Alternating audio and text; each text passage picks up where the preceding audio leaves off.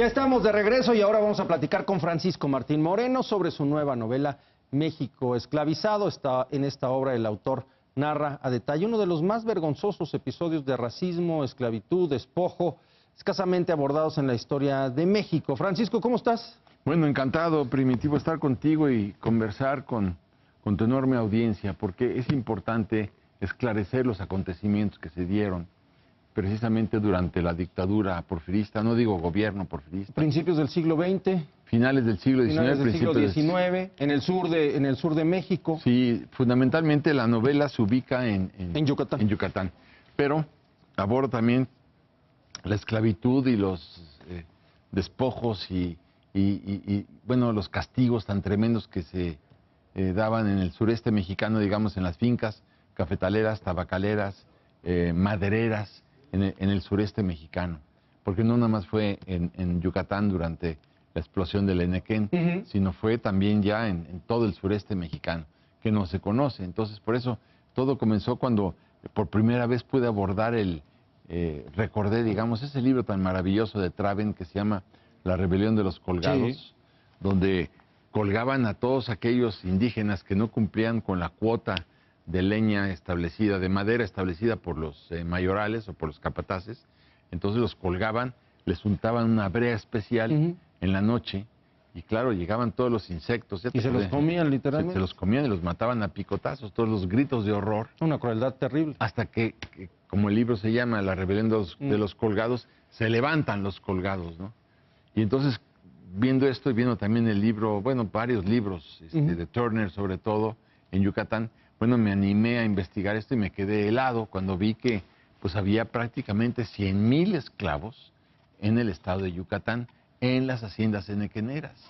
Donde realmente destapa todo esto es cuando estalla, digamos, ya antes, digamos, claro, durante el final del siglo XIX con toda la cordelería yucateca, pero donde detona es en la Primera Guerra Mundial.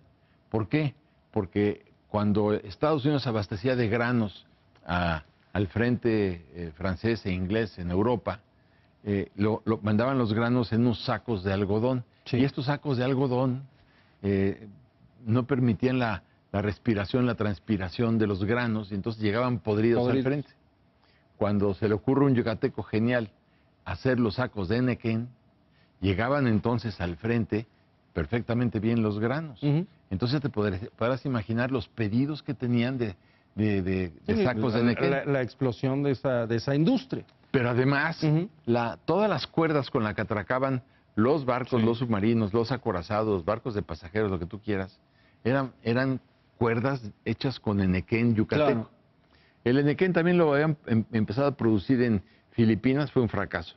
Trataron de producirlo en Cuba, fue otro fracaso. Trataron de producirlo en Brasil, fue un fracaso. El único Enequén que funcionaba era el yucateco. Era el yucateco. Y entonces, claro, Olegario Molina, que es el personaje central, tenía el monopolio del Enequén, tenía además, por si fuera poco, el Banco Yucateco, los ferrocarriles también eran su propiedad, tenía el monopolio también. Era el dueño de la península prácticamente. Pues, era gobernador, llegó a ser gobernador. No perdamos de vista que los hacendados yucatecos al mismo tiempo eran gobernadores. Los gobernadores nombraban a los diputados, nombraban a los jueces, a los magistrados, a todo mundo.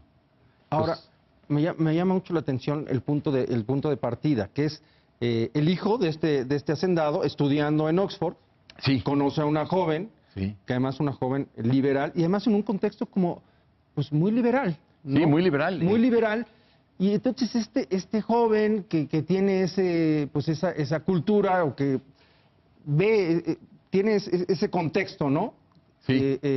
Intelectual, pero al mismo tiempo viene y proviene y se beneficia de una familia que ha vivido literalmente y ha florecido del abuso de esclavizar a miles de personas. Pero él desde niño, Olegario queda desde niño, a los 8 años, por ejemplo, iba a las casas de los campesinos, de los peones, de los esclavos, y les veía los pies y dice, ¿y tú por qué tienes guaraches y tienes costras de lodo en los pies? ¿Y tú por qué tienes trajes de manta? ¿Y por qué no vives en una casa como la mía?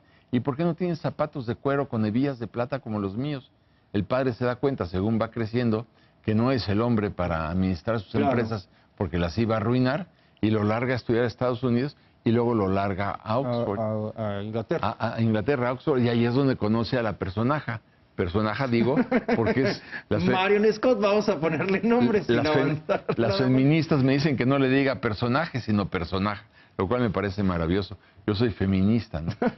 Pero fíjate que la historia de amor es muy interesante porque yo estaba en la Feria del Libro en Guadalajara en 2016 y se acercó a mi mesa una mujer bellísima, preciosísima, y me dijo, ¿tú eres Martín Moreno? Le digo, sí, yo soy. Bueno, ¿me puedo sentar? Le dije, no, bueno, no te puedes sentarte, te lo suplico que te sientes, ¿no? No me pidas permiso. Era hermosísima, ¿no? Entonces me dijo, dime que te acuerdas de mí. Dije, no me acuerdo de ti. Bueno, si no te burlas, te voy a contar dónde nos conocimos. Pues sí, dime. Pues tú y yo nos conocimos, imagínate, Primitivo, en una marcha encabezada por Martín Lutero en Alemania, en el pueblo de Wittenberg, ¿sí? En octubre de 1520. Entonces dije, bueno, pues por eso no me acuerdo de ti. Me dijo, ¿juraste que no te ibas a burlar? No, no me burlo, pero bueno, también entiende, ¿no? Y bueno, entonces me contó que ella y yo íbamos caminando en la marcha. Martín Lutero llevaba a su mujer con la mano derecha, Martín Lutero llevaba la boina del lado derecho, y entonces al llegar a la explanada de la catedral, rompió la bula papal que los excomulgaba por haber estado en contra de la venta de indulgencias. Y entonces me dijo, a mí me encantó porque tú gritabas como loca. Entonces le digo, ¿cómo como loca? No, yo gritaba como loco. Dice, no, tú eras mujer exactamente en Wittenberg, octubre de 1920 en Alemania. O sea, yo era mujer, sí. Pues con razón eres tan feminista. Pues sí, cómo no. Oye, a ver, ese es el tema. ¿Por qué Marion? ¿Por qué Marion es este personaje que mira a través, dice por ahí, de los secretos de alcoba, esta realidad? Porque Olegario, que es el personaje central, digamos, el primer personaje central, es el hijo de la, digamos, de la casta divina yucateca. Sí. Pero ella me sirve para contar, que la conoce en Oxford, y me sirve para contar todo lo que pasó en materia de esclavitud en el mundo. Olegario cuenta lo que pasó en Yucatán y en el sureste mexicano, pero ella cuenta lo que sucedió en todo el mundo en materia de esclavitud. Cuenta lo que pasó, por ejemplo, en el Congo belga, que era propiedad de Leopoldo II, hermano de Carlota. Y bueno, él cuenta cómo las llantas de las bicicletas antes eran de madera, hasta que descubren el caucho que se producía precisamente en el Congo belga. Y entonces las llantas ya no eran de madera, sino eran de caucho. Luego viene la industria automotriz, luego viene la industria aeronáutica, y bueno, se detona todo lo que fue la industria hulera, digamos, en el mundo. ¿Por qué se da un fenómeno así en Yucatán? ¿Por qué la ciudad blanca, que todos decimos es la ciudad blanca porque es una ciudad limpia, pintada de blanco y limpia y todo eso? No es cierto. Dices, no. Es Mérida la ciudad blanca porque no querían que entraran los indígenas mayas. Esa es la verdad de las cosas. Pero no blanca porque fuera limpia. No blanca porque se usaran huipiles blancos o guayaberas blancas. Era por un concepto eminentemente racista. Entonces, es muy interesante ver cómo después de lo que ya vimos en las tiendas de raya, que les pagaban con fichas en lugar de darles dinero, y que tú no te podías escapar de la finca si no tienes una carta de liberación del patrón. Porque y además te tenías que referir al patrón como si fuera tu papá. Y besarle la mano y decirle papá. ¿Sí? A los hacendados les tenían que decir papá. Y el hacendado tenía derecho a pasar la primera noche de bodas con la indígena que se iba a casar en 2 días más. Era su derecho, con la esperanza de que se embarazara en la noche de bodas, porque así ese niño podría tal vez adoptarlo el patrón. Y se lo iban a mejorar la raza. Entonces es encantador cómo llega precisamente Salvador Alvarado como gobernador constitucional del estado de Yucatán, acabando la revolución, y cierra los prostíbulos y cierra las cantinas y larga a 90% de los curas del estado, porque los curas cuando los... ¿Cuál es el papel de los curas? Cuando llegaba, por ejemplo, un campesino, un esclavo a pedirle un aumento de sueldo al mayocol, o sea, al patrón, dice, hijo mío, es mejor que le pidas el aumento de sueldo a Dios nuestro Señor, porque Él te conoce, Él conoce tus pecados, Él conoce tus errores, Él es misericordioso y comprensivo, mejor pídele el aumento de sueldo a Él. Y entonces, en lugar de pedírselo a Dios, iban a pedírselo al arzobispo, que se llama Martín Tritzschler, que era el dueño de la cervecería yucateca, de la cervecería de Yucatán. Y entonces él le decía, no, hijo mío, tú lo que tienes que hacer es sufrir Jesús sufrió. Entonces lo que nos interesa a ti y a mí es que tú sufras, porque mientras más sufras, más facilidad tendrás en acceder al paraíso. No seas tonto. Tú sufre y que tu mujer sufra y que tus hijos sufran, que todo el mundo sufra, porque es la clave de entrada al paraíso. Imagínate. Y por el otro lado, los jueces eran impuestos por los hacendados. El gobernador era hacendado. Los diputados eran hacendados. Entonces no había manera de librarte. Por eso es tan interesante cuando llega Felipe Carrillo Puerto y expropia todo. Y entonces, ¿cuál fue la consecuencia de la expropiación de todo? Que lo asesinaran.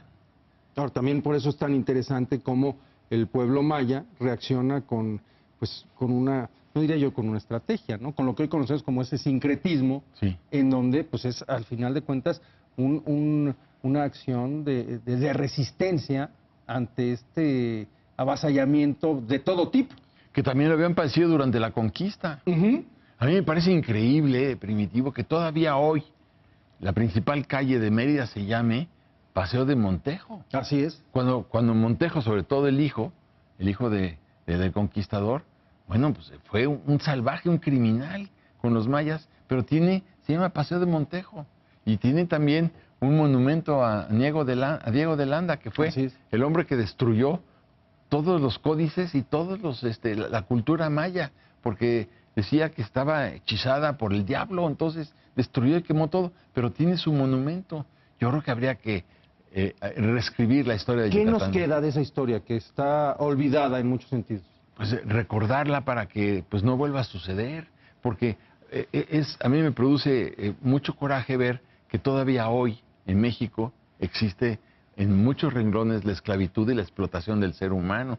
Por ejemplo, yo te diría, la trata de blancas hoy es un negocio perverso, es un negocio con el que había que concluir, pero desde ya. Otro negocio otra explotación inhumana es la del servicio doméstico. Son 3 millones de mujeres que no están registradas en el Seguro Social, que no pagan Infonavit, que no cotizan, sin que ellas supieran, ojalá me estuvieran oyendo, que pudieran cotizar para tener el día de mañana una casa. Las largan del hogar y por supuesto no les dan sus 3 meses de sueldo, ni sus 20 días por año, ni su prima de antigüedad, ni nada. Francisco, ya nos tenemos que despedir. Este es un buen momento, el momento electoral, el momento en el que hay tanto enojo en la ciudadanía para revisar esto, para tomar decisiones, ¿Cómo ves las cosas? Sí, finalmente. Porque yo te diría que lo primero que hay que entender es que se debe acabar la manipulación. Porque tú imagínate, es muy fácil manipular a los indígenas mayas. ¿Por qué?